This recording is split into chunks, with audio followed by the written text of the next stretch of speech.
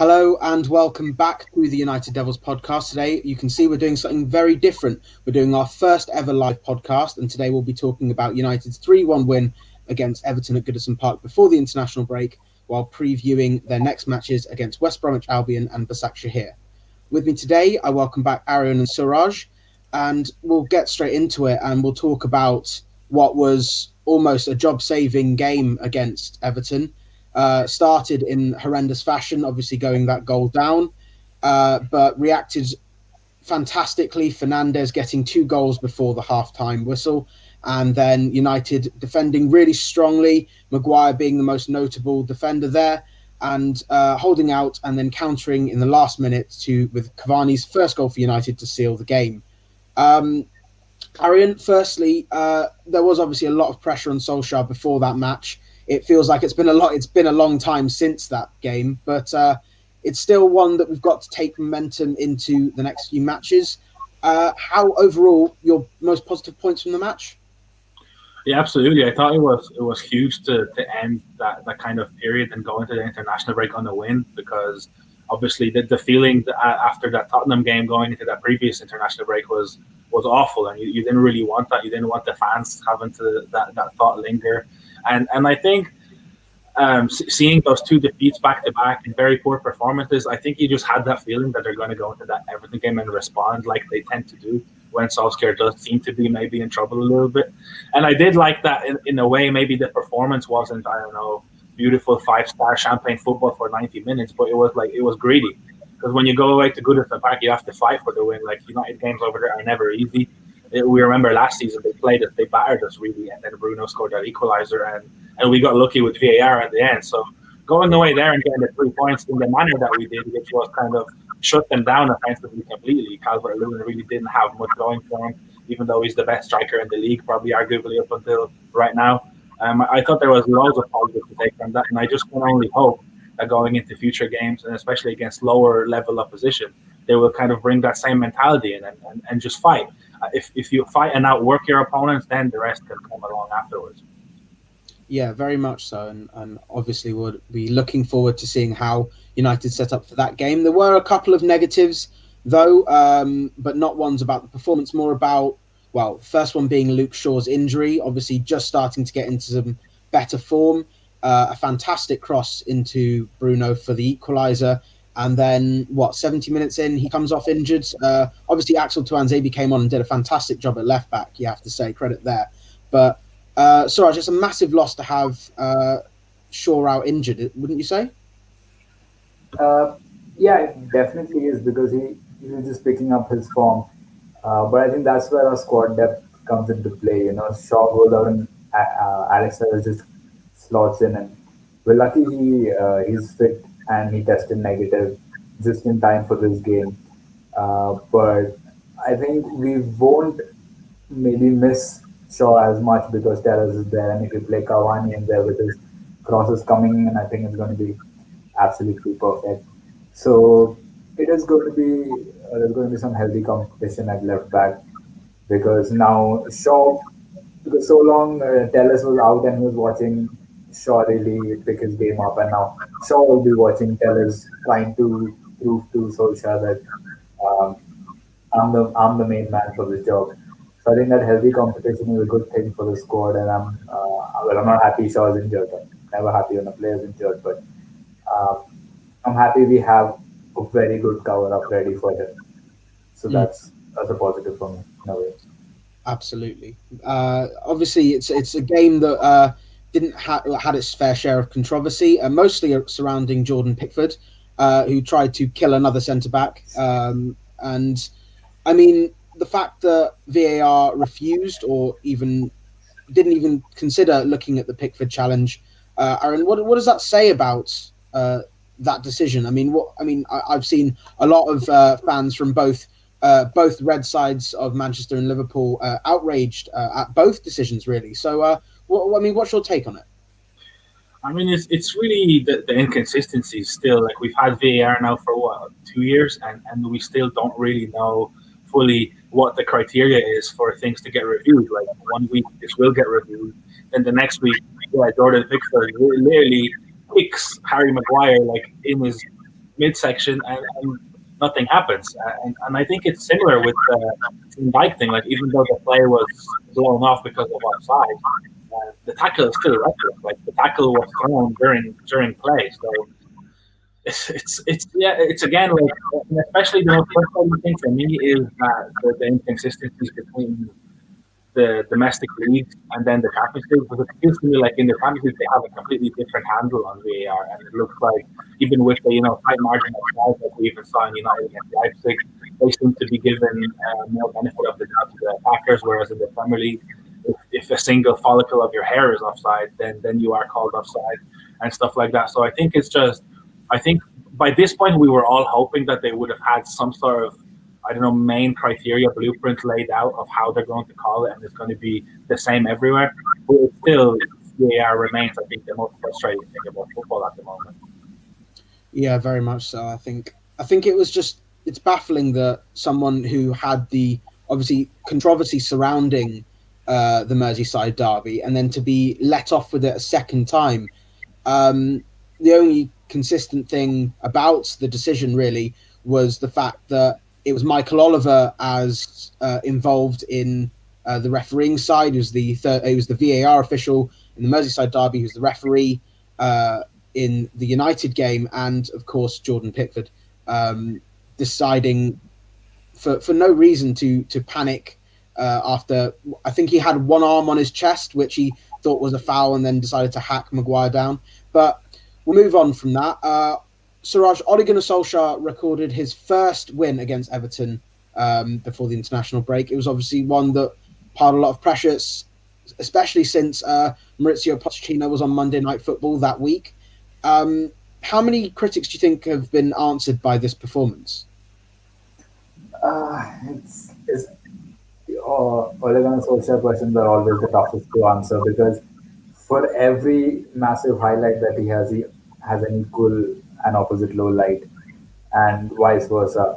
So for every low light, I can point out one great result of it. But I think the critics have been answered, but I don't think the critics are going to stop, because they know what United are equally capable of on the other end of the spectrum. So they know that, okay, they've beaten Everton now, but it's very, very likely that they might go and lose to West Brom on Saturday.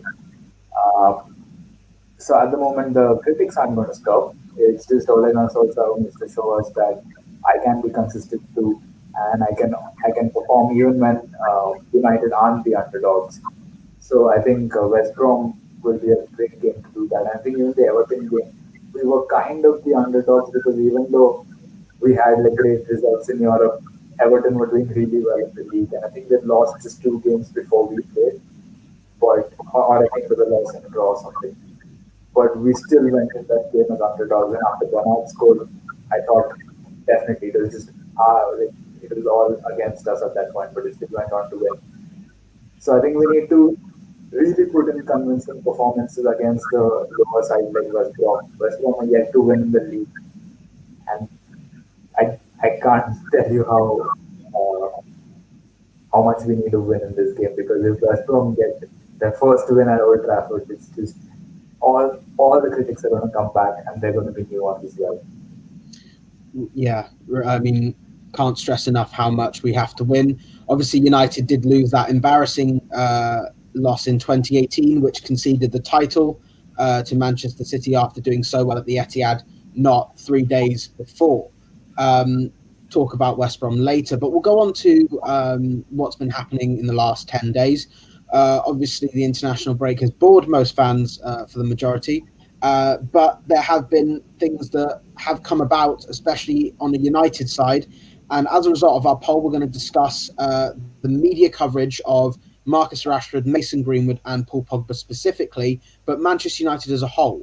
Honestly, it's been shambolic from my perspective, the fact that the media have decided to make up stories about someone as young as Mason Greenwood, apparently late and lazy in training and being frustrating his teammates and his manager, when it's really just the case of a kid who's going through a tough time at the moment. Marcus Rashford, another one who doing fantastic work on and off the pitch, and is criticised for making investments in property, which you see at the highest level of any kind of, the highest level of our politics as well. You see how many members of parliament have more than one house or have multiple properties. What's the problem with one black football player doing it? I mean, it's shocking. And then we'll get onto the Paul Pogba thing because it's slightly different. But Arian, I mean, it's disgusting, and we've seen it for years, especially with United players. Do you think there'll ever be a point where this kind of hateful coverage will end? It doesn't look like it because, like you said, the only thing that's been consistent about this is that it's always been United. And whenever a United player does something, even if it's good, like, you should kind of be applauding a young footballer like Rashford that is trying to go into different avenues outside of football and not really just putting his eggs into one basket, which maybe like he is entitled to do at this stage because he still really hasn't reached like the top of the game. He's on his way, but he's still working for it. So I think if anything, he should be applauded for trying to invest in other places and secure himself and his family. And instead of that is made out to be like it's something bad. And it's disgusting, but I think we've just seen it over the years. And the one unfortunate common denominator for me is that it's always the players of color, and particularly black players, that get attacked. And I hate to bring race into it, but I think it's just true. And the first thing that I can come up with to give a good example of that is the treatment that Phil Foden and Mason Greenwood got off the back of the exact same situation. Phil Foden, already back in the England side, getting applauded for his first goal, and everything is forgotten. With Mason Greenwood still receiving backlash of that silly situation that happened in Iceland, where as a young player, it should have been something that, okay, they made a mistake, but like with Foden's case, it has been pushed aside and he can focus on his football now. But no, Greenwood is the one that is being kind of pestered by the media. They're trying to dig in and make him part of all those different conflicts that he has nothing to do with. And they're even bringing up those non-stories like he's misplacing passes in training and all that stuff. Like, come on, if you've played football at any level, you misplace a pass and a teammate could get angry with you. It's normal. It happens in the training ground every day. So it's frustrating, but like you said, any story, even a story that Mason Greenwood misplaced the pass to Bruno in training, because it's United, it's always going to get clicks, and I don't think the media will ever stop because some of the media outlets are just shameless. We'll talk about a couple shameless media outlets, specifically The Sun, who claimed a couple of weeks ago that Paul Pogba was going to quit the French national side after comments made, anti-Muslim comments made by the French president. But there's also been talk again of his breath of fresh air in the France international side, and the fact that it's been really the words have been twisted. He essentially said, from my perspective of reading the whole thing, that he is struggling for a moment at United and he knows he needs to do better, but the French side is a time for him to get away from the pressure at United that he's currently facing. Suraj, do you think that this is the right sort of way to look at it, or do you think it is more that he's relieved he's away from United? What's your take?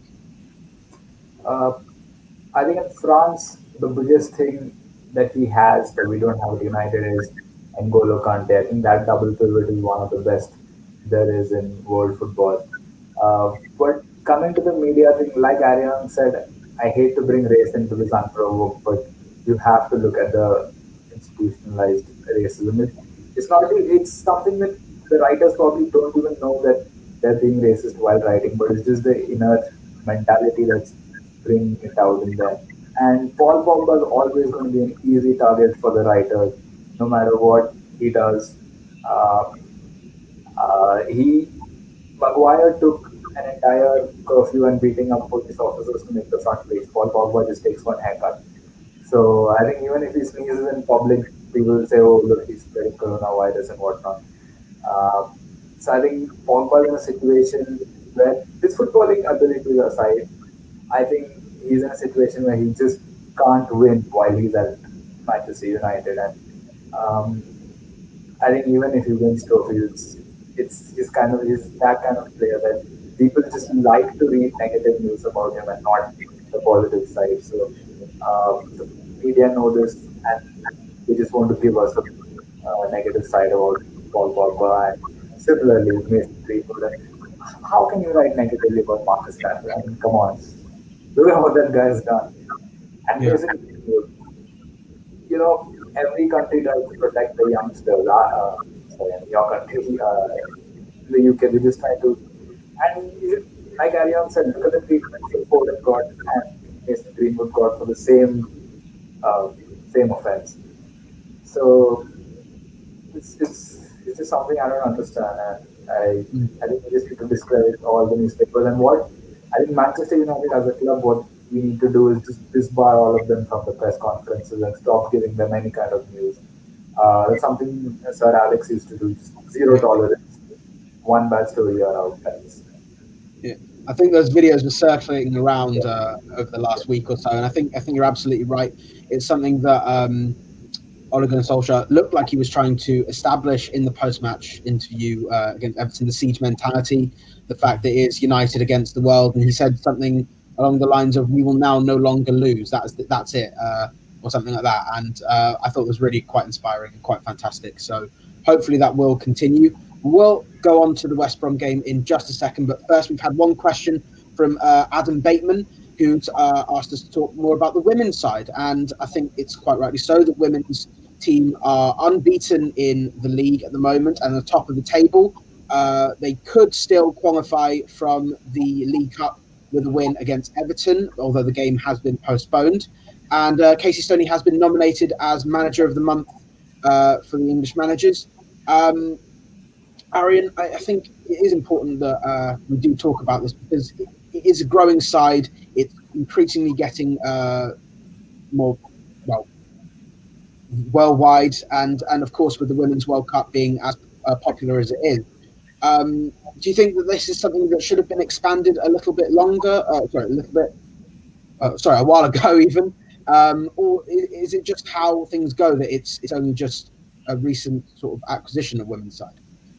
I mean, I guess it depends how you look at it, because I feel like the timing of it was fitting or suitable for United to do it the United way. I guess if you want to look at it that way, because I don't think a club like United would have wanted to make another team and not be able to fully, service it the way it needs to be serviced, and maybe have it being led the way it was. Maybe the manager that they wanted wasn't available at the time, and I don't think you just want the club associated with Man United that is made just because everybody else is making the team, and then they're struggling for 2 or 3 years because they're just not capable. The club maybe isn't capable to invest as much as they would like, and they're not able to get the right personnel in. And I just feel like when they did kind of expand into women's football, when they did, it was all the right timing. They got a very good manager. They put together a fantastic team for a first season, which they stormed through and got promoted straight away. But by winning the league. So I guess it just shows that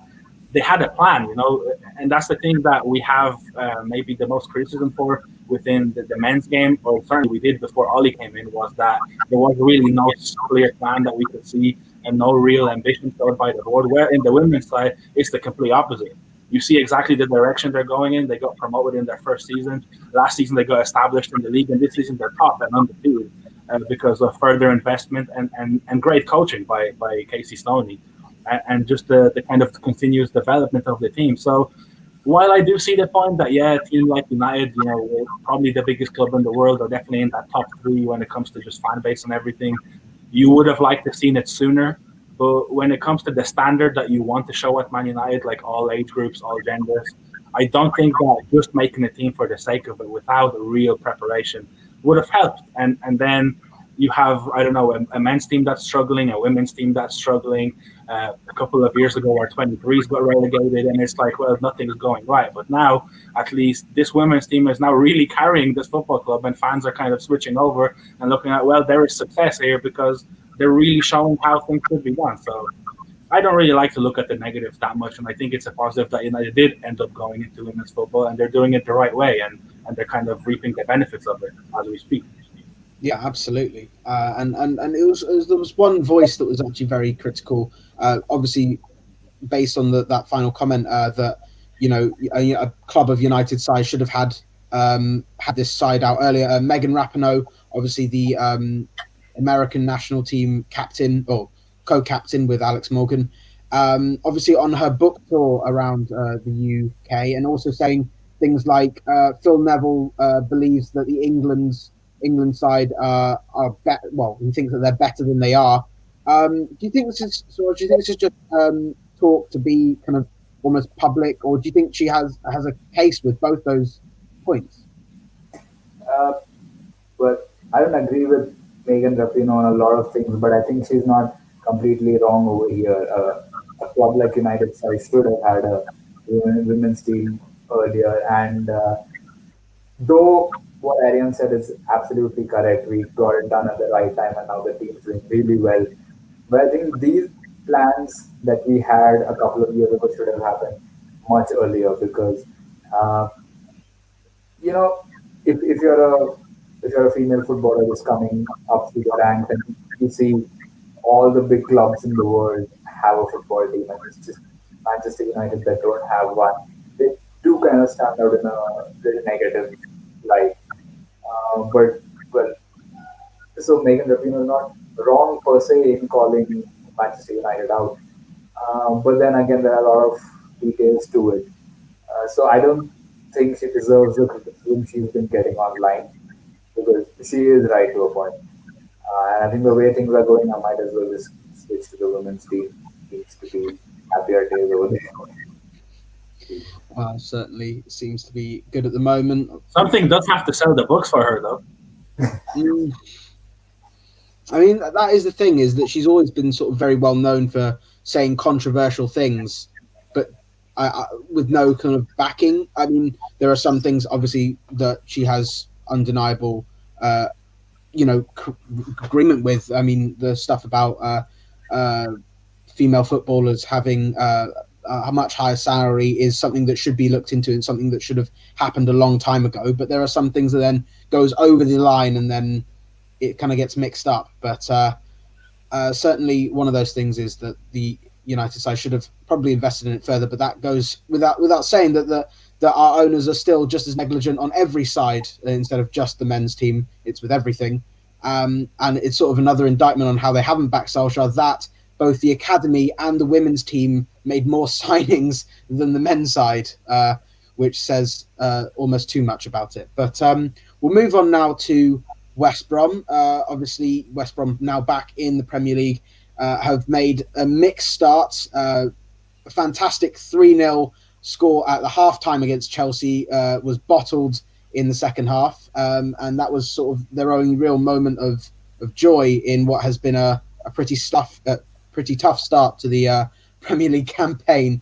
But you just know it's going to be one of those games where they're going to sit 11 men behind, 10 men behind the ball and try and counter with the quality they have in Diangana and Robinson and the rest. But Aaron, are you at all worried about this game, or are you always worried when it comes to teams that play low blocks?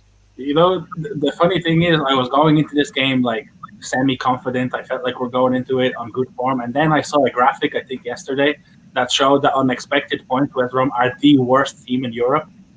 And now I'm very worried that they are going to come to Old Trafford and just steal the 3 points, like it happens because it's United. But on a serious note, I do think that you have to go into a game like this with the same mentality as if it was a Liverpool or an Everton, or because it's just how it is. And especially in the position that United are, with the game in hand, if they pick up some wins now going into that Christmas period, anything can really happen between now and the new year in terms of where we are in the table. And the league really is blown wide open. It has been a bad start. The manager's head has been called for more times than I can count. But United are still not dead and buried. The season is far from wasted.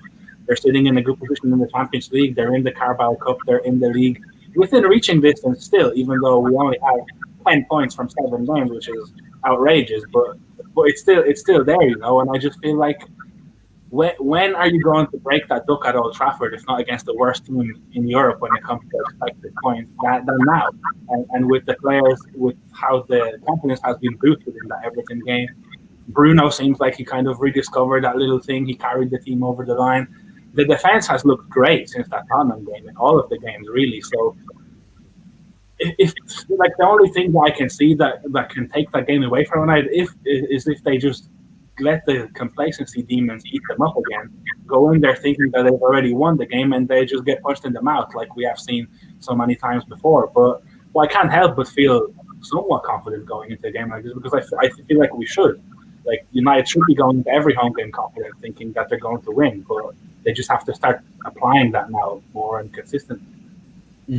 I do have a stat for you, though, is that United haven't done a double over West Bromwich Albion since 2011-2012. And I think they've lost one game in every season before then, except for two, where they drew one game and won one game. But it's not good stats for something like this. And we know how Slaven Bilic can be a fickle manager on his day. He gave Liverpool trouble until he didn't. And it's just one of those things. But I mean, Suraj, how do you beat this side? Is it more about a lucky goal and then just they'll try and attack and you burst through, or is it about patience and whipping in crosses to the right people, really? I think it's going to come down to technical ability with us, because they're just going to sit back. They know we haven't won at home yet in the league, but they haven't won a league game, period.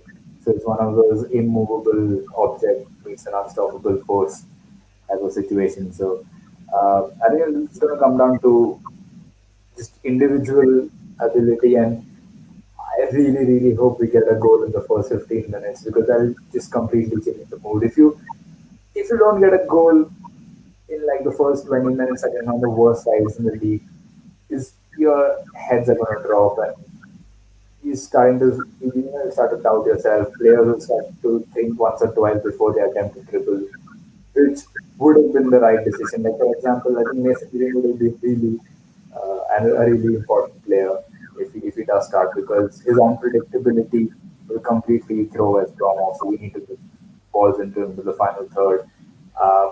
If Cavani plays and Telles is on the left wing, then just put those crosses in. Just keep throwing things at West Brom.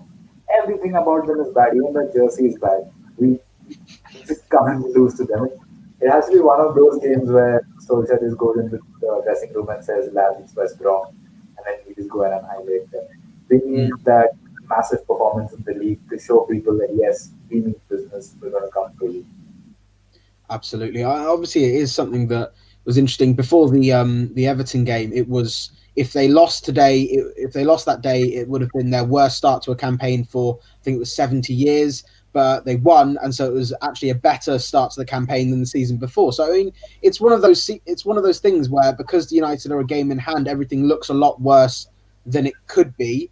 But there's still sort of ground to build. I think if they win this game in the game in hand, which is against Burnley, who are another side that haven't won all season long, I think they would be within 6 points or maybe even 3 points of the. So, sorry, 5 points at the top. There you go. So, I mean, it's certainly early days, and you can't really. I think especially with this season, you can't judge who's going to finish top until match day 38, really. So, for this game though specifically, I will say something that West Brom back four has been about as paceless as it's ever been, and our front three could cause trouble. So, Aaron, how would you set up United? And to add to what you just said, Sam Johnston has been absolutely diabolical in most of the games that he's played in, because I thought I was getting a bargain in fantasy football, and I was not getting a bargain. I've got him as well. I've just benched him. But, in terms of how I would set up, I'm having mixed feelings about it, because I really want to play just one out-and-out defensive midfielder and then play creative players to kind of give United those avenues going forward, because I also expect them to sit back and defend for their lives, especially after the first 5-10 minutes when maybe they give it a go. And if United end up coming out dominant for most of the duels, they will just be like, okay, we'll just try to counter here. So I do think that having more attacking players would help. But then again, I'm hesitant to split up that Fred and McTominay partnership because of just how much they work and get the ball back in the middle. And that's the kind of thing that Solskjaer has to decide upon, because I would expect us to have most of the ball and really West Brom to just try hoof it out, and United will just recover at the halfway line and they'll have to go again. And I think in that case, you can't play both of them because there's just not enough to break through the lines. So I was actually thinking myself of playing I don't know if it's going to be a double pivot or maybe a diamond, but I would play Fred alongside Pogba as the two deeper midfielders because I think Fred is the one that, in a game like this, has enough to cover the perimeter by himself and recover those balls. And then Pogba from deep, we know what he is capable of on his day. And I think those games that he plays for France have definitely been confidence boosting for him. 2 sets of 90 minutes in the Nation League. So I think he has enough now under his legs to kind of bring it into United and give him another go because you can't keep benching him forever. You have to kind of assume that at some point Pogba will come back and it will start at least putting in 2 or 3 good performances a month if you want to, I don't know, look at it that way. So for me, I would play Fred and Pogba there. Fred obviously rested; he didn't go to international break, so he's definitely going to start. And then in front of him, it's the thing for me. I saw that Greenwood was out of training for 8 or 9 days, so I'm not sure if he's going to start. I wouldn't be shocked if we saw Mata, Bruno, and Rashford in that kind of a 3 just behind the striker. And I do think that the striker will be Martial if he is fit, even though we saw that I think he has back problems. So maybe Cavani gets his first start. He did look good in international. He scored a goal. He also got sent off for a great tackle on Richarlison. So, so I think it's good that we can have this conversation and just think about all the options that United have. Like we've come a long way, it feels like, in 12 months where we actually can talk and we don't know the team off by heart. But like I said, I wouldn't be surprised if Greenwood probably is not ready to start yet. He might be in the squad. I would see Mata on the right because he does look like he has a very good connection with Bruno and Rashford. He was quite instrumental in that equaliser against Everton. And then I think it's hard to bench Martial, but maybe for a game against a team that will probably sit back, Cavani might be a better option to play and to just give us something different because as technical and as quick as he is, he's also more physical and more, I think, suited to playing that kind of bang number 9 position where you have to be physical down the middle instead of constantly dropping off. And especially if somebody like Telles starts, Martial sometimes catches himself drifting outside of the box, whereas you will need somebody there on that penalty spot trying to fight for those crosses. Yeah, very true. That's a very interesting way to do it. Obviously, quite a few of those players didn't actually play in the friendlies, but the ones that did, I mean, I can't think of a single United player that actually played regularly in the international break that actually played badly. Martial obviously was unlucky with his misses, or rather the saves from Patricio, but other than that, I thought he played quite well. But everyone else seemed to shine quite nicely. Suraj, would you agree with that formation and team? I agree with the formation, but I have one change. I am saying last spot as well, but I'm putting Donny van de Beek in and Pogba out. And Pogba come off the bench. But I think in a team that sits back, we need to find that space. I think Van de Beek gives it to us. I think Arian's right. Fred hasn't played all international breaks, so he's definitely going in there. Whereas McTominay had a hectic time with Scotland with the whole. He played 120 minutes and all. So I think he's probably going to rest and probably play against Istanbul. But Fred goes in there for me at the time with Donny. Wait, I'm missing one transfer. Mata? Yeah, sorry, Mata. So Fred, Mata, Van Dijk, and Bruno, or Bruno and Mata interchangeably.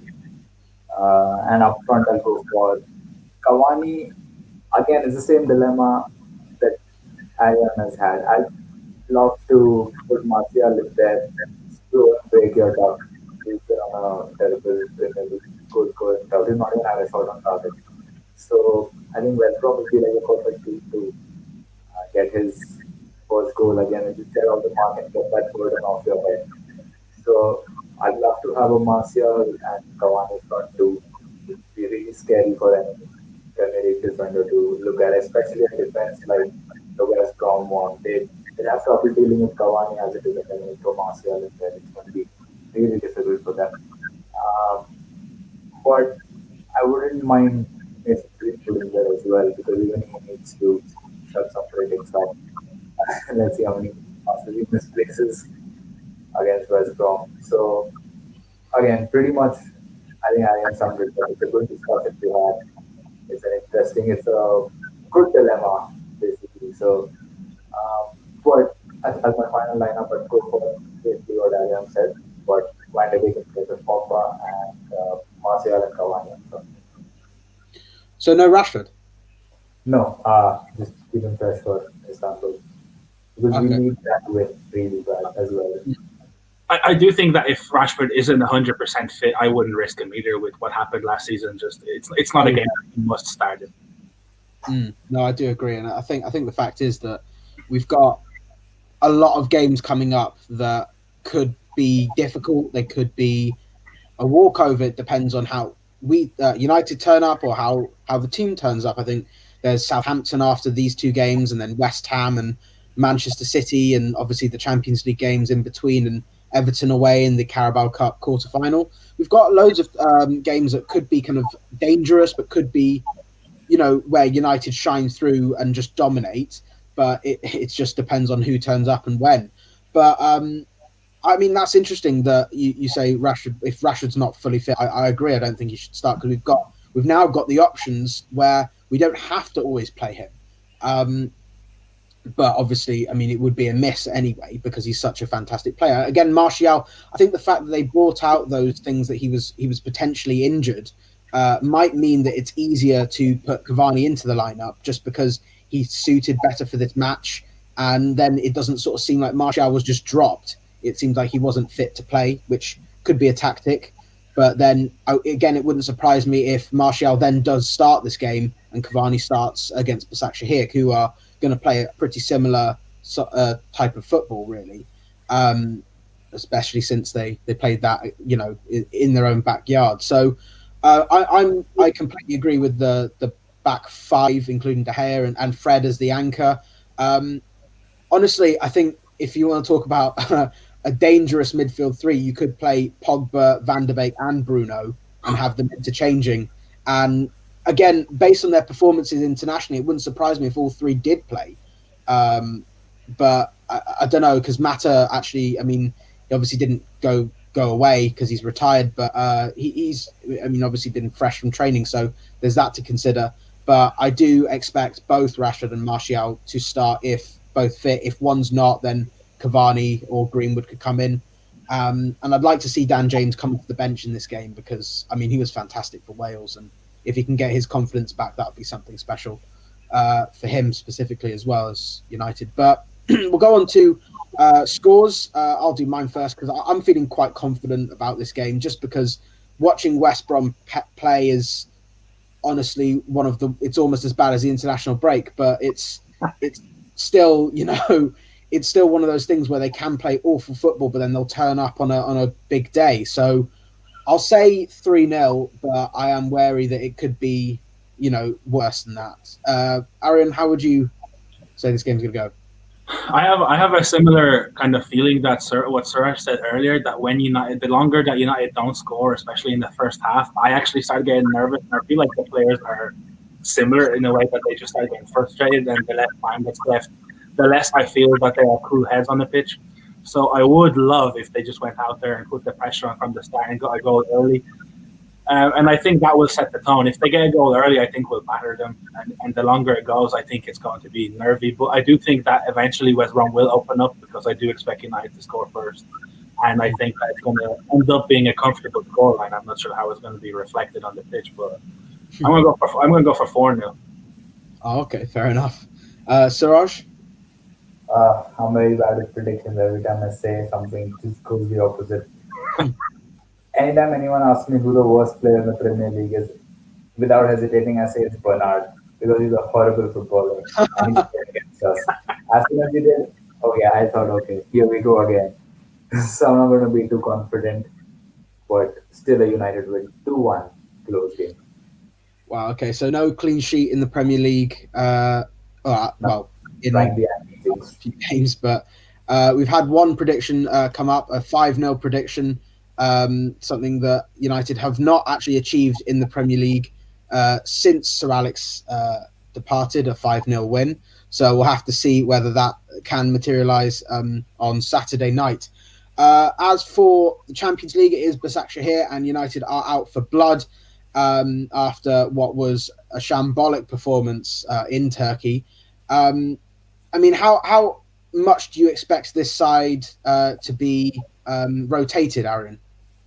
I think it's going to be rotated quite heavily, to be honest, because I feel like even though we've been terrible at Old Trafford in the league, it's still the comfort of playing at home. So it wouldn't shock me if there was quite a lot of rotation, especially with some players maybe carrying knocks into that West Brom game. So definitely, if Rashford and Martial aren't 100%, would they end up starting against West Brom? I can't see them both playing against Basaksehir, and that'll go for a couple of players.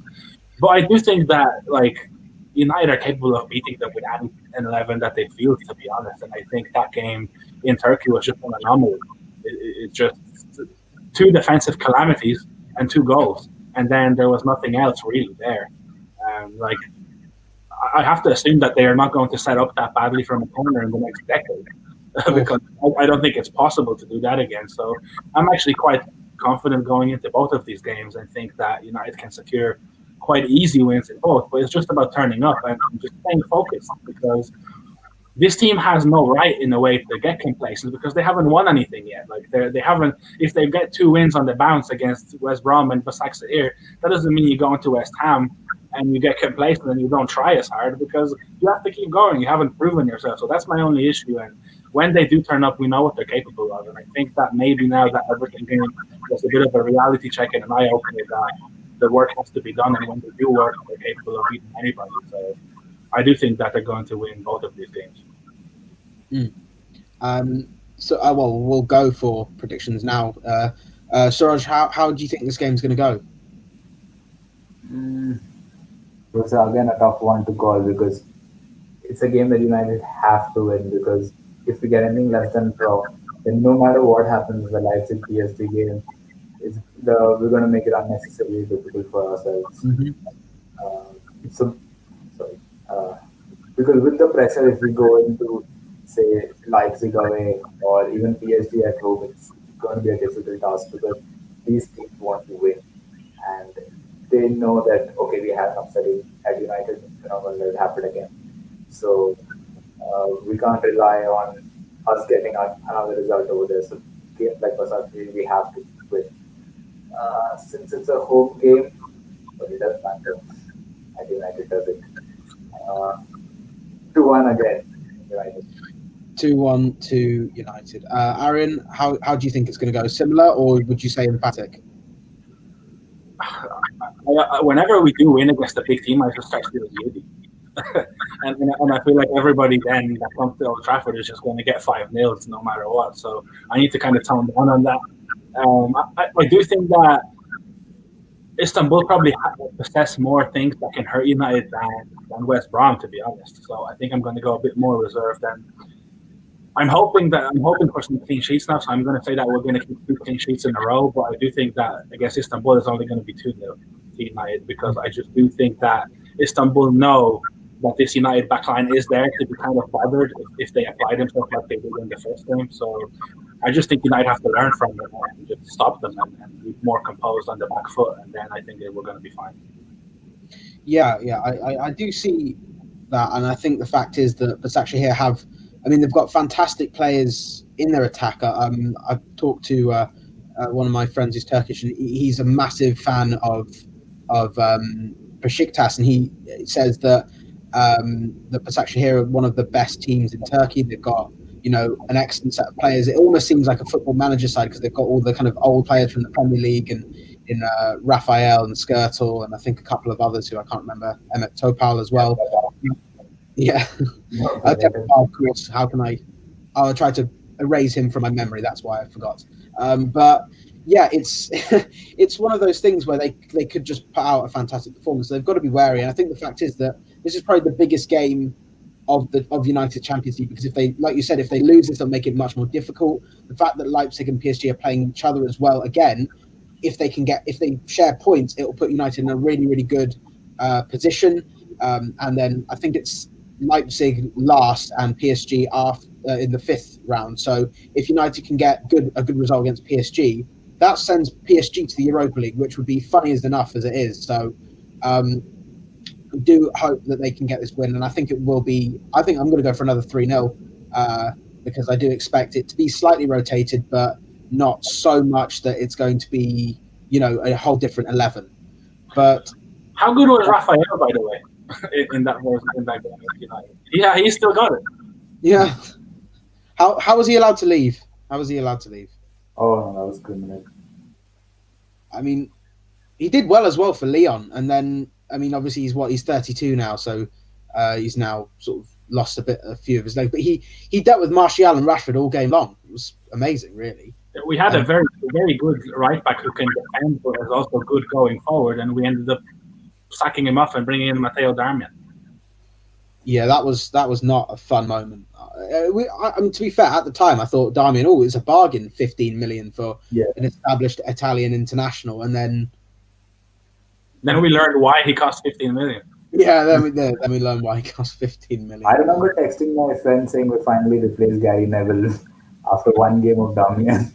Oof. Well, he was great for a few games though. Yeah, he got player of the month or something, didn't he?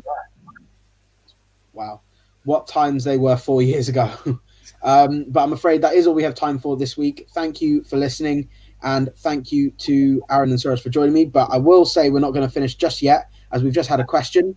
Do you think if we lose, we won't get out of the group stage? So if we lose against Basaksehir, that will mean that if Leipzig win against PSG, we will be second in the group and then have to go to Leipzig as well as host PSG. So do you think we will lose that, Suraj?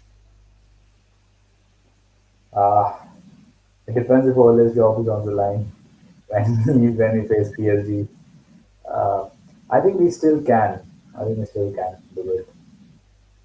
If my math isn't wrong, and if PSG and Leipzig draw or PSG beat Leipzig, and even if we get a draw in the next two games, we can still go through. Yeah, I think that's right. I think the fact is that, and also that I think the thing is that the 5-0 win is so beneficial because it means that the team that are level on points with us has a -1 goal difference, whereas we have plus 4, I think. So I think that's going to be a massive help. But Aaron, do you agree with that? Do you think we could struggle if we do lose against Basaksehir? If we lose to them back to back, I'm actually going to stop watching the Champions League and I'm just going to go back to Europa myself, to be honest, because that's. But in all seriousness, I do think that it just depends how low their heads drop if they do lose. I just can't see us losing to them again after the manner that they lost in and then how they responded against Everton. But I do think that they could still get out of the group. I think regardless of the result midweek, one more win against either of PSG or Leipzig will probably see us through. So I think it's probably going to be a good time to start panicking if we lose to them again, but it's not going to be all over, obviously, because there's still 2 games left to go. Yeah, and we tend to do better in the big games anyway when it comes to big teams. So we'll have to see. But thank you for your questions, and that is all we have time for now. If you enjoyed this, please like this video, subscribe to our channel, and follow us on Twitter for all of our content. We'll be back next week.